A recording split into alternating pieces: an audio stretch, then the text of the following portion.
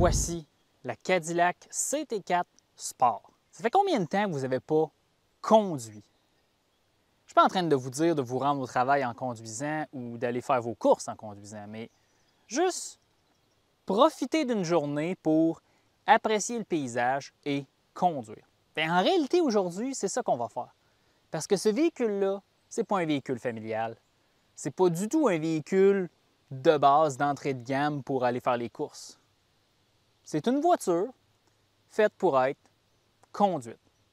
Comme à l'habitude, on va faire le tour du véhicule, motorisation, extérieur, intérieur et évidemment, on va passer beaucoup de temps sur la route. Allons-y.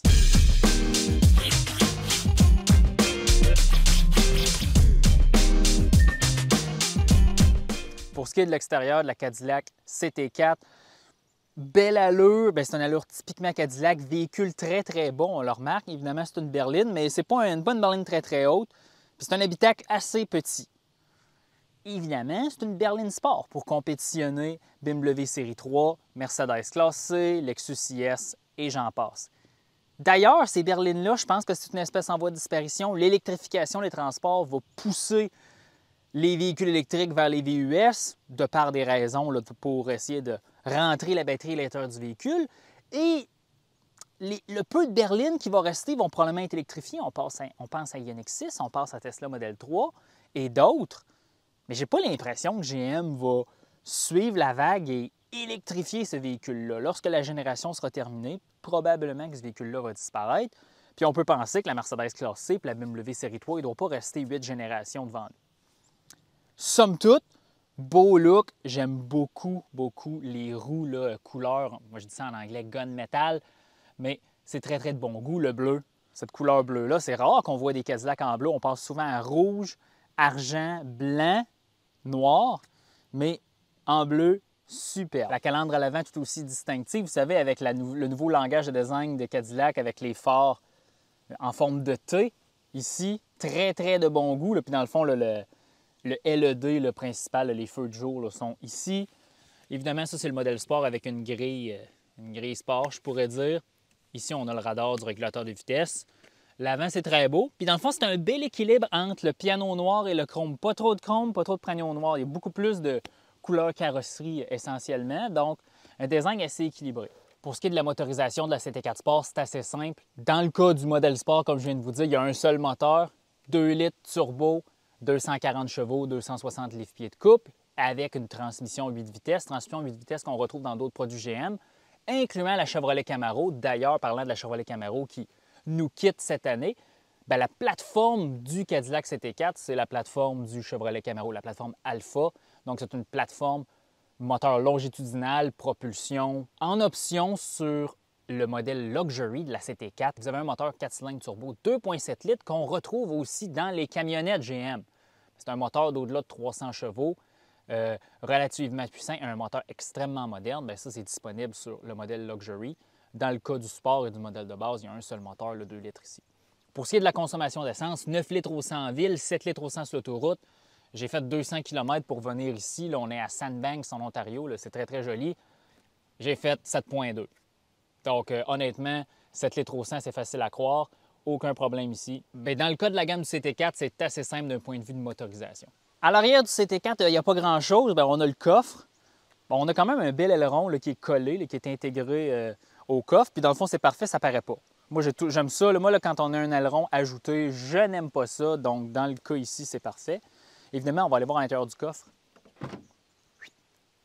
Qu'est-ce qu'on a à l'intérieur du coffre? Il n'y a pas grand-chose, mais on a mes sacs. Ce qu'on peut voir, c'est que le coffre est relativement profond, pas très large, sauf à l'ouverture. Je suppose que c'est fait pour mettre un sac de golf parce que je suis sûr que GM, dans son client type, c'est des gens un peu plus âgés qui pratiquent le golf. Puis c'est même pas péjoratif que je dis, c'est qu'il y a des véhicules qui sont axés et développés en fonction de certaines clientèles, puis ça, c'est tout à fait correct. Dans le cas du CT4, si vous avez un sac de golf, clairement que ça rentre dans le coffre, plus le fond du coffre est un peu plus carré, là, vous pouvez rentrer, peut-être même une glacière ou autres objets un peu plus encombrants. Les bancs à l'arrière se rabaissent, mais évidemment, petit habitacle, ce n'est pas des bancs qui se rabaissent à plat.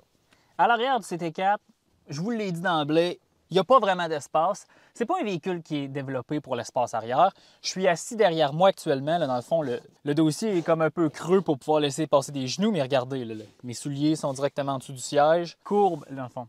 Le profil du toit ici là, cache un peu ma tête. C'est pas le siège arrière le plus gros. C'est sûr qu'on peut faire un Québec-Montréal, Montréal-Toronto avec 2 passagers à l'arrière. Il n'y a pas de problème. Mais c'est pas du tout ce qu'on voit dans les 10 dernières années comme tendance dans les véhicules de tous les jours, que les places arrière sont de plus en plus grosses. Pensez à un Volkswagen Jetta, qui est une voiture pas très très chère, qui est une voiture d'entrée de gamme, mais l'espace arrière est immense pour une berline compacte. Bien, dans le cas du Cadillac CT4, c'est pas le cas. BMW Série 3, les places arrière, il y a énormément d'espace. Voyez-vous ici, c'est un choix que GM a fait par rapport à sa plateforme. Ce n'est pas une priorité, l'espace arrière ici. À l'avant du Cadillac CT4, bien là, c'est une toute autre histoire comparée à l'arrière. À l'avant, siège, on est extrêmement bien assis. Côté des sièges, en anglais, on dit les bolsters, vous pouvez les rapprocher de vous, là, avoir un siège beaucoup plus étroit. Il y a une fonction de massage. Le support lombaire est à 4 positions. Vous pouvez même allonger l'assise du siège. Le volant, il y a une bonne prise en main, il est épais. C'est réellement un habitacle axé sur la conduite et le conducteur. C'est même pas une question ici.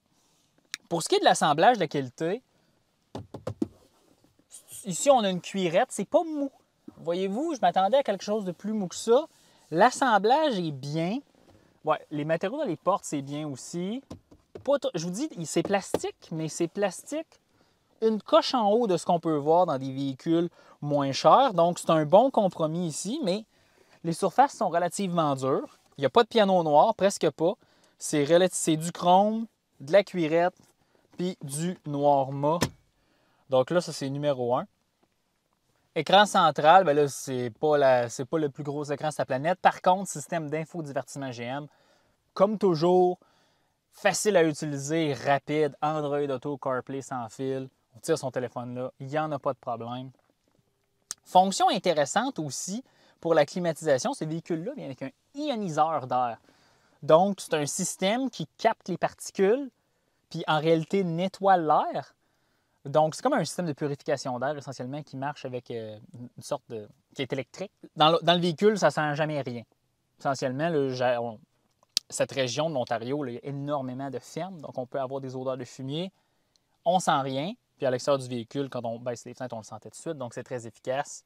Pour ce qui est de la personnalisation de l'habitacle, l'écran central, on peut le personnaliser. On peut ajouter des données comme la température de la transmission, consommation instantanée, pression que donne le turbo au moteur, puis aussi on peut se mettre en vue sport, en vue normale.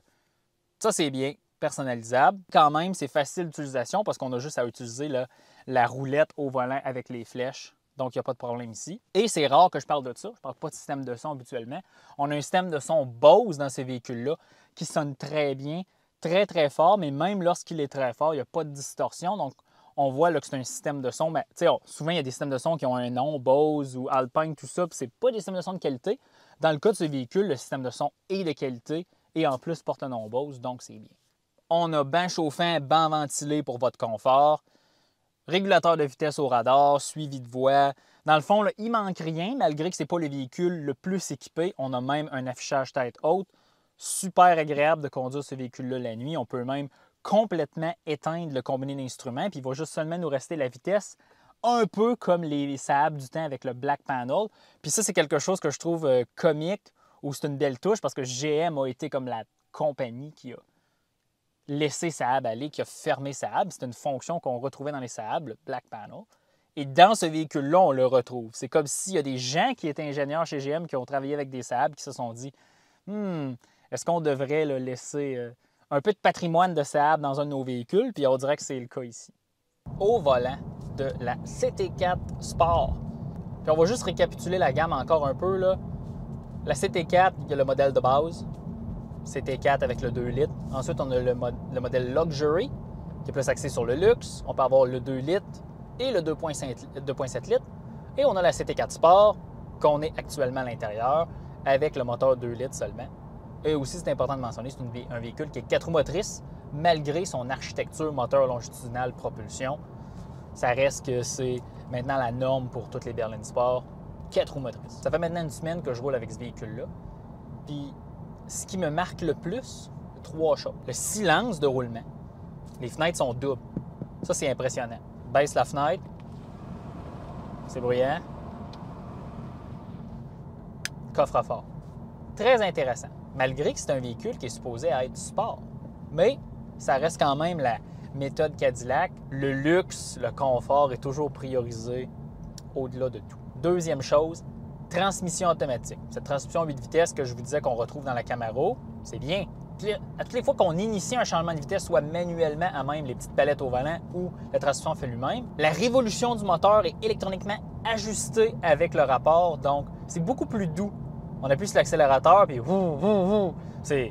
ça fait un peu voiture de course avec une transmission séquentielle. En anglais, on pourrait appeler ça un rev match.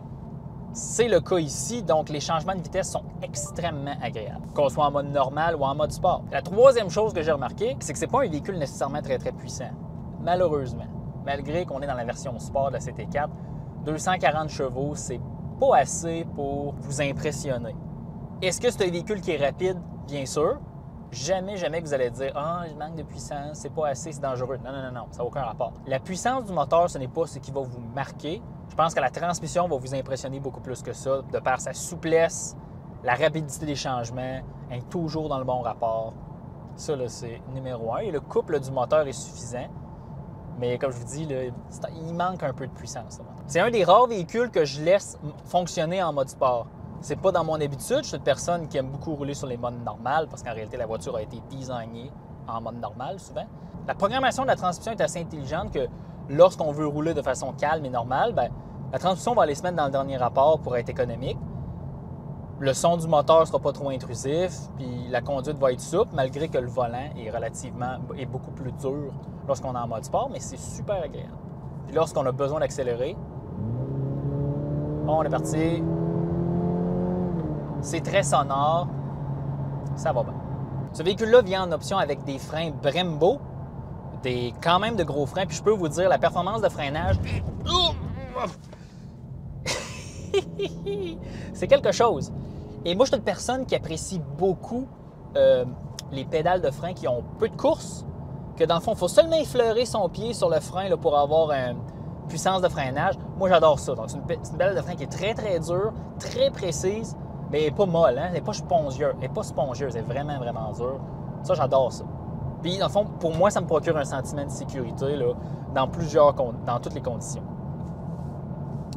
Pour ce qui est de la conduite, le dynamisme, la direction, comme je vous dis, là, on est encore en mode sport, je le laisse toujours en mode sport. C'est précis. Je m'attendais à avoir un peu moins de roulis. Voyez-vous, là, dans les courbes, là, la voiture penche. Pas beaucoup, hein? On n'est pas dans un VUS, mais je m'attendais à moins de roulis que ça. Donc, c'est probablement la calibration là, des barres anti-roulis sur le véhicule ou peut-être les ressorts. C'est peut-être quelque chose à améliorer sur ce véhicule-là. Il y a un peu plus de roulis à ce que je m'attendais, mais la direction super précise, facile à placer le véhicule. Puis là, après ça, regardez, là, je freine là, de façon modérée, là, puis c'est... Wow! Le véhicule est quand même assez bien chaussé là, sur des bons pneus là, toute saison sport.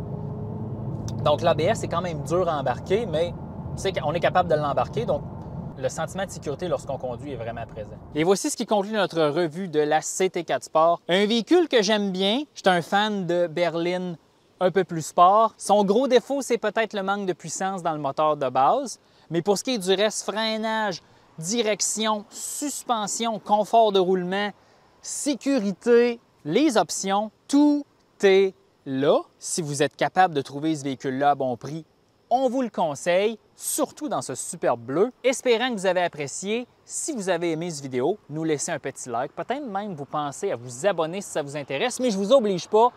Et on se revoit dans un autre épisode de Plus de Millage. On se laisse là-dessus.